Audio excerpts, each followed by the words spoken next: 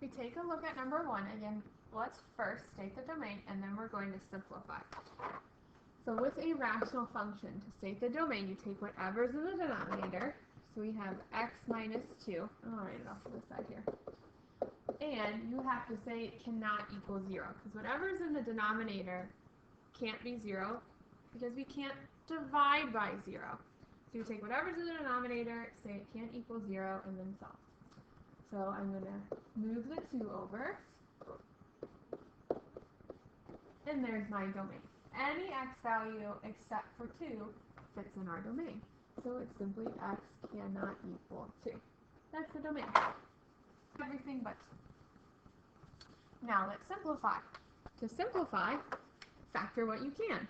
We can factor the top, right? To factor the top, we take out a GCF, we can take out a 2, and we're left with x minus 2.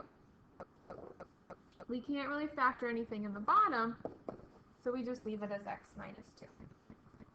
There's an x minus 2 in the top and an x minus 2 in the bottom, so it cancels out. The whole thing's gone. And we are just left with 2. So there we go. For the second problem, and find the domain. In order to find the domain, we need to factor, right? Here, for 1, we didn't factor because the denominator was already in factored form, simplest factored form. Here, our denominator is not. So let's factor our denominator first. So I'm going to factor it off to the side. We'll just do this. Take out a GCF. So our numerator, we can't really do anything. And then for our denominator, take out a GCF. And the largest number that can go into both is 3, and we can take out an x. Our leftovers when we take out a 3x is 3x minus 4. Okay. So to find our domain, take each factor and solve for each factor. So we say 3x can't equal 0, and we say 3x minus 4 can't equal 0. So if the denominator is not in simplest factored form, factor it, and then solve for each factor, right? And that will tell us what cannot be in the domain. So when we solve here, we divide by 3. 0 divided by anything is 0, so x can't equal 0. When we solve here, move the 4 over, divide by 3, and x can't equal 4/3. So everything but these two numbers fits in our domain. So x cannot equal 0 or 4/3. Can't equal either of those. Okay.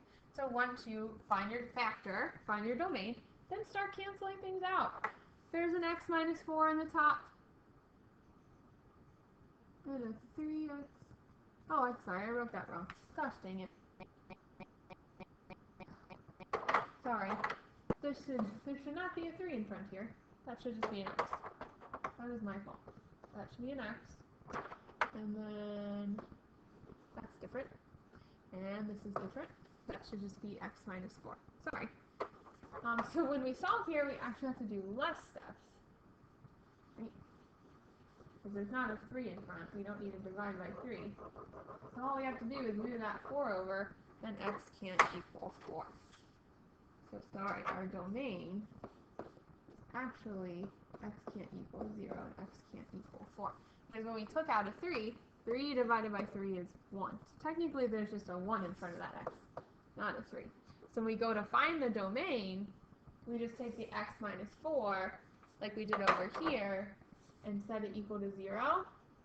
Solve for x, and we just get x can't equal 4. So now, we have an x minus 4 on the top and x minus 4 on the bottom. They're going to cancel. And when they cancel out, there's still that 1 in the numerator as a placeholder. So 1's in the numerator, 3x is still in the denominator, and that is the most simplified form. We take a look at 3, and let's factor what we can, right? Can't factor the numerator, so it stays x minus 5, but we can factor the denominator using split the middle. So if I write it off to the side here, Again, technically there is a 1 in front. So to multiply the first and last together, 1 times 25 gives me 25. Write down all the factors of 25, which are 1 and 25, 5 and 5. To figure out which of those can combine to give us negative 10, and that's negative 5 and negative 5. So rewrite your middle, x squared minus 5x minus 5x plus 25. And then group. Take out your GCF. We're left with x minus 5. Bring down the negative. Take out a 5. Our parentheses have to match.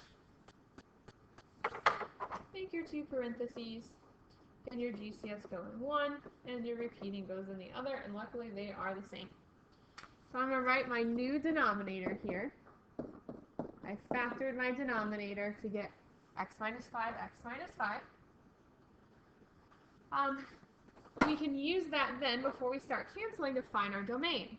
So technically we're supposed to take each parenthesis and say it can't equal 0 when we find the domain, but the parentheses are the same. So we can just say, hey, x minus 5 can't equal 0. And when we solve, we get x can't equal 5. The parentheses are the same, so you would get that for both. So simply your domain is just x can't equal 5. Now we can cancel. There's an x minus 5 in the top. There's two x minus 5s in the bottom, so just kind of pick one. Doesn't matter. Again, when there's nothing left in the numerator, you just put a 1 as a placeholder. And then we have the other x minus 5 left in the bottom. Both x minus 5s don't cancel, because there's only one to cancel out within the top. So one of them is left. And that is that fraction in simplest form.